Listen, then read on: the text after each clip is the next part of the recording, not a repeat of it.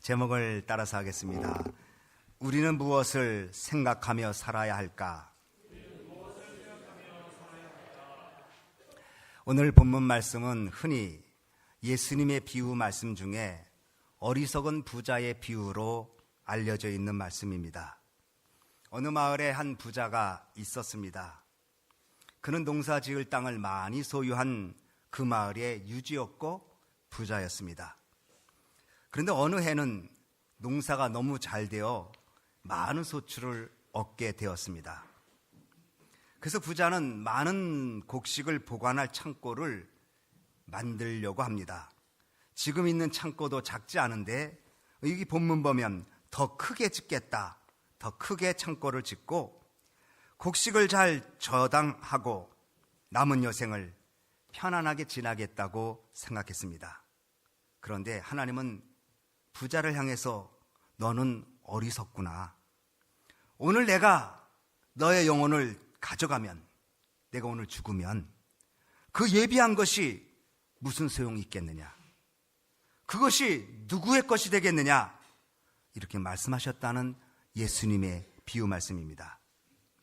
하나님은 부자를 향해서 어리석다고 말했는데 사실 인간적으로 보면 이 사람은 지혜로운 사람입니다. 나름대로 인생을 잘 관리했고 그렇게 살아온 사람으로 보여집니다. 그 이유는 풍년을 당했을 때, 소출이 차고 넘칠 때에 미래를 준비할 수 있는 사람이었습니다. 더 커다란 곡간을 짓자, 그리고 그것에 곡식과 물건을 쌓아두자. 그래서 혹시라도 있을 흉년을 대비하고 혹시라도 있을 어려움을 대비해서 지금 있을 때에 잘 모아놓자고 계획했습니다. 쌓아둘 것이 없을 정도로 많은 소출이 되면 그것을 그냥 쓴 것이 아니라 지금 있는 창고도 작은 것도 아니지만 더 크게 짓고 거기에 모든 곡식, 모든 물건을 쌓아두겠다는, 그래서 미래를 준비하는 이 사람이 결코 어리석은 사람은 아닐 것입니다. 미래에 대한 준비, 미래에 대한 예비입니다. 현재 풍성함을 만족하지 않고 혹시라도 있을 미래의 어려움을 준비하고, 그래서 어떤 일이 있어도 내 인생 평안하게 잘 지내겠자 생각한 이 사람이 어찌 어리석겠습니까? 인간적으로 보면 대단히 지혜로운 사람입니다. 그런데 하나님은 그 사람을 가리켜 어리석다고 말했습니다. 이 부자가 하나님 앞에 어리석다고 판단된 인생을 살아가게 된 것은 바로 그의 생각이 어리석었기 때문입니다. 그의 생각에 문제가 있어서 하나님은 그 사람을 가리켜 어리석다고 말했습니다. 17절 말씀을 우리 한번 같이 읽어보겠습니다. 시작. 심중에 생각하여 가로되 내가 곡식 쌓아둘 것이 없으니 어찌할까 하고 18절 또 가로되 내가 이렇게 하리라 내 곡간을 헐고 더 크게 짓고 내 모든 곡식과 물건을 거기 쌓아두리라. 여기 17절에 심중에 생각하여, 이 마음에 생각한다는 말인데 헬라어로는 깊이 생각했다는 뜻입니다. 그냥 생각한 게 아니라 심사숙고 돌다리도 다시 두드리면서 생각했습니다. 단순한 띵크가 아니라 띵크 오버 했습니다. 농사가 잘 되고 소출이 많아진 상황에 여러 가지 경우수를 두고 생각합니다. 그리고 그 생각의 깊은 생각의 결과로 창고를 더 크게 짓자, 곡식을 저장해 두자, 물건을 저장해 두자, 미래를 준비하자. 사람들의 생각은 그 사람의 인격의 기본입니다. 무슨 생각을 하며 살아가느냐가 그 사람을 규정짓습니다. 그 사람의 인격과 사람됨은 그 사람의 생각을 보면 그 사람을 알 수 있습니다. 그 사람이 어떠한 삶을 살아가는지를, 겉에는 멋있고 그리고 화려한 배경을 가지고 있어도 그 생각이 악하면 그 사람은 악한 일을 할 수밖에 없는데, 어떤 삶을 살아가는지를 평가할 수 있는 가장 중요한 요소는 그 사람의 생각을 들여다보면 되는 것입니다. 생각을 심어 행동을 거두고, 행동을 심어서 습관을 거두고, 습관을 심어서 인격을 거두고, 인격을 심어서 운명을 거둔다는 말을 우리는 기억합니다. 그러므로 운명의 시작은 생각에 있습니다. 어떤 생각에 본인이 가지고 있느냐에 따라 그 사람의 운명이 결정짓는 것입니다. 그래서 잠언서에도 사람의 위인이 어떠한 것은 그 사람의 마음의 생각에 달렸다고 말하고 있습니다. 우리의 생각이 우리의 행동은 습관은 인격을, 그리고 운명을 좌우하는데 가장 중요한 기초는, 씨앗은 생각인 것입니다. 에머스는 말했습니다. 인생의 열쇠는 생각이다. 이 부자는 도대체 어떤 생각을 하였기에 하나님은 그 생각을 듣고 어리석은 자라고 말씀하였을까요? 무엇보다도 그 사람은 자기만 생각하는 사람이었습니다. 이 사람은 자기 중심적인 삶을 살아온 사람입니다. 부자의 독백석에 반복적으로 들려지는 말이 있습니다. 내 소출, 내 영혼, 내 곳간, 나의, 전부 내가 강조되어 있습니다. 17절에 심중에 생각하여 가로되 내가 곡식 쌓아둘 것이 없으니 어찌할꼬. 18절에 또 가로되 내가 이렇게 하리라. 내 곡간을 헐고 더 크게 짓고 내 모든 곡식과 물건을 거기 쌓아두리라. 19절 또 내가 내 영혼에게 이르되 영혼아 여러 해 쓸 물건을 많이 쌓아두으니 평안히 쉬고 먹고 마시고 즐거워하자 하리라. 본문의 기절이 신약 성경 중에 가장 1인칭 대명사인 마이가 가장 많이 나오는 기절입니다. 이것은 부자가 자기만 생각하는 사람입니다. 자기 중심적인 생각만 하고 삽니다. 그에게는 하나님도 관계없습니다. 너도 관계가 없습니다. 이웃도 관계가 없습니다. 오직 관심은 자기만 있는 사람입니다. 자기만 위해서 살고 자기만 좋으면 아무 문제 없고 자기만 만족하면 다른 사람은 불편해도 아무 관계 없는 사람, 이 사람 부자 생각입니다. 내 힘으로 살아왔고 내가 수고했고 내가 애써서 여기까지 왔다고 하는 생각, 하나님 보실 때 이 사람은 어리석은 사람입니다. 인생의 주관자가 계시다는 사실을 전혀 생각하지 못하고 자기 중심적으로 사는 사람입니다. 그리고 부자는 이렇게 생각합니다. 18절에 곡간을 헐자, 더 크게 짓자. 지금 있는 것도 작지 않은데 그것을 헐고 더 크게 짓자고 말합니다. 그리고 크게 진 곳에 지금 많이 풍성한 것을 쌓아놓자고 생각합니다. 그러면서 19절은 다 같습니다. 시작. 또 내가 내 영혼에게 이르되 영혼아 여러 해 쓸 물건을 많이 쌓아두었으니 평안히 쉬고 먹고 마시고 즐거워하자 하리라 하되. 여기 내가 내 영혼이라고 그랬습니다. 여러분의 생명이 여러분 것입니까? 여러분의 육신이 여러분 것입니까? 여러분 것은 죄송하지만 하나도 없습니다. 우리는 위탁받아 가지고 있을 뿐이지 하나님이 거두시면 내 것은 아무것도 없습니다. 재능도 없고 생명도 내 것이 없고 재산도 내 것 없습니다. 다 하나님 겁니다. 그런데 이 사람은 내가 내 영혼에게 이르되 이제 영어로에 쓸 물건을 많이 쌓아뒀으니 평안히 쉬고 먹고 마시자. 부자는 영혼까지도 자기 것인 줄 압니다. 생명까지도 자기가 주관할 줄 안다고 생각합니다. 하나님이 거두시면 그 자리에서 죄가 될 수밖에 없는 연약한 인생인데 천년만년 살 것처럼 생명까지도 자기 것으로 오해하고 생각하고 있습니다. 더군다나 물질 쌓아두었으니 평안해지겠다는 겁니다. 물질을 모아놨으니 내 영혼이 평안하겠다고 말합니다. 부자는 평안의 문제를 소유에 있다고 생각했습니다. 자기를 위해 쌓아놓고 먹고 마시는 즐거운 행복은 내가 갖고 있는 물질에 좌우된다고 생각했습니다. 소유가 행복을 규정짓는다고 생각했습니다. 물론 물질 소중합니다. 성경은 한 번도 물질을 부정한 적이 없습니다.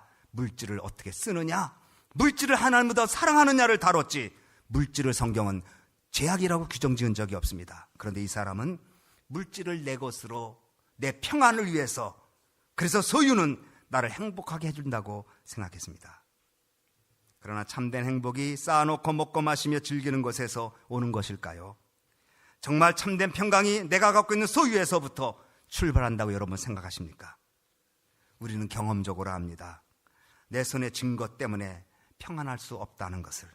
우리는 경험적으로 압니다. 내가 여지껏 살아왔던 모든 일들이 소유에서 넉넉함에서 평강이 오는 것이 아닌 것을 우리는 알고 있습니다. 20절 말씀 시작. 하나님은 이르시되 어리석은 자여 오늘 밤 내 영혼을 도로 찾으리니 그러면 내 예비한 것이 네 것이 되겠느냐 하셨으니, 여기 너의 영혼을 도로 찾겠다. 내가 잠깐 너에게 줬는데 내가 도로 찾아오겠다는 거예요. 하나님이 도로 찾아온다는 것, 사람들은 모르고 있어요. 우리는 육신으로만 존재하는 존재가 아니라 영혼과 함께 존재한다는 것을 생각하지 않고 있습니다. 동시에 우리 모두가 하나님 앞에서 우리의 삶을 계수하는 엄중한 시간이 오고 있다는 사실을 생각하지 않습니다. 히브리서 9장 27절에 사람이 한 번 나서 죽는 것은 정한이치요 그 다음에 심판이 있으리라. 요한계시록 20장 12절에 죽은 자들이 자기 행위를 따라 책들에 기록된 대로 심판을 받으리라. 요한계시록 20장 13절에 각 사람이 행한 대로 심판을 받고. 여러분 기억하십시오. 이 땅의 삶이 절대 끝이 아닌 것을 기억하십시오. 이 땅의 삶으로 끝난다면 사도 바울의 고백처럼 예수 잘 믿는 사람이 제일 불행한 사람입니다. 이 땅의 삶으로 우리의 삶이 아무것도 없이 끝난다면 예수 잘 믿는 사람 제일 불쌍한 사람일 것입니다. 성경은 우리들이 하나님 앞에서 반드시 여러분의 행위대로 삶이 심판될 것을 엄격하게 말하고 있습니다. 무엇을 따라 하나님이 판단하십니까? 숨쉬고 살아있는 동안 어떻게 살았느냐가 하나님 앞에 심판의 규정이 된다는 것입니다. 하나님은 공평하신 분입니다. 하나님은 평등한 분이 아닙니다. 하나님은 공평한 분입니다. 평등과 공평은 다릅니다. 하나님 평등이면 다 똑같이 살아야 하고 다 똑같은 재능을 줘야 되는 것이 평등이지만, 하나님은 공평한 하나님입니다. 재능대로 은사대로 주셨습니다. 그러나 하나님은 많고 적음이 아니라 하나님의 규정에 판단하시는 분입니다. 여러분 생각해 보십시오. 이 땅에 살면서 주를 위하여 희생하며 헌신한 사람들의 죽음과 자기 마음대로 살다가 죽은 사람들의 죽음을 하나님 보실 때 똑같이 취급하시겠습니까? 하나님은 여러분이 심은 대로 거둔다고 성경은 얘기하고 있습니다. 하나님은 공평하신 하나님입니다. 어떤 목사님 얘기에 구약 성경은 히브리어 8천여 단어로 구성되어 있고 신약 성경은 헬라어 6천여 단어로 구성되어 있어서 성경 전체가 신구약 합쳐서 히브리어 헬라어 합쳐서 약 17,000단어로 구성되어 있다고 합니다. 그런데 17,000단어 구성되는 단어에 한마디도 평등이라는 말이 없다고 합니다.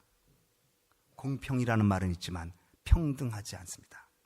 하나님은 심은 대로 거두게 하십니다. 심은 대로 똑같이 거두게 하지 않고 심은 대로 거둔다. 행위를 따라 똑같이 하는 게 아니라 행위를 따라서 공평하게 심판하시는 분입니다. 이 부자의 생각이 지금 어찌 보면 여러분의 생각 속에 있는 줄도 모릅니다. 교회는 다니고 있지만 영혼의 일들을 생각하지 않습니다. 내세가 있다고도 믿지 않습니다.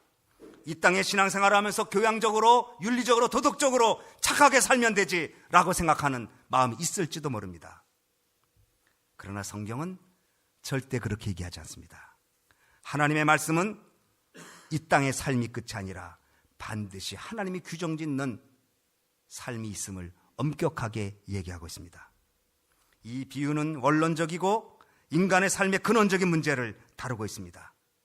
우리의 생명이 내 것이 아닌 것처럼 내 모든 소유와 내 삶의 일들이 내 것이 아닌 것을 깨닫고 살라는 것입니다. 우리가 진정한 주인이 아닌 것을 안다면 하나님 중심으로 살아야 되는 생각을 품고 살아야 되는 것입니다. 어거스틴은 말했습니다. 오 하나님, 우리 영혼이 당신의 품 안에 들어가 쉴 때까지는 참으로 평안을 얻을 수 없습니다.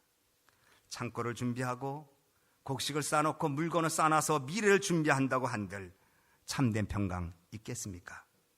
자기의 생명과 영혼에 대한 준비가 없는 사람이 참된 평강 얻을 수 있겠습니까? 이 부자는 그 생각이 잘못되어서 하나님은 어리석다고 말합니다. 그리고 내가 준비하고 예비한 것이 너 죽으면 누구 것 되겠느냐고 반문하십니다. 그렇게 쌓아놓으려고 애를 쓰고 그렇게 창고에 집어넣었어도 내가 내 영혼 데려가면 그거 누구 거 될 거야. 여러분 거 하나도 없습니다. 제 것도 하나도 없습니다. 위탁되어진 삶을 살아갈 뿐입니다. 하나님은 영혼을 다시 찾아가십니다. 주셨다가 도로 찾아가는 그것은 어찌 보면 죽음이라는 과정이라고 얘기할 수 있겠죠. 내가 다 준비했어도 내가 오늘 밤에 너의 생명 걷어가면 그건 누구 거 되겠어? 너는 정말 어리석구나. 어리석음의 시작은 생각의 잘못됨에 있었습니다.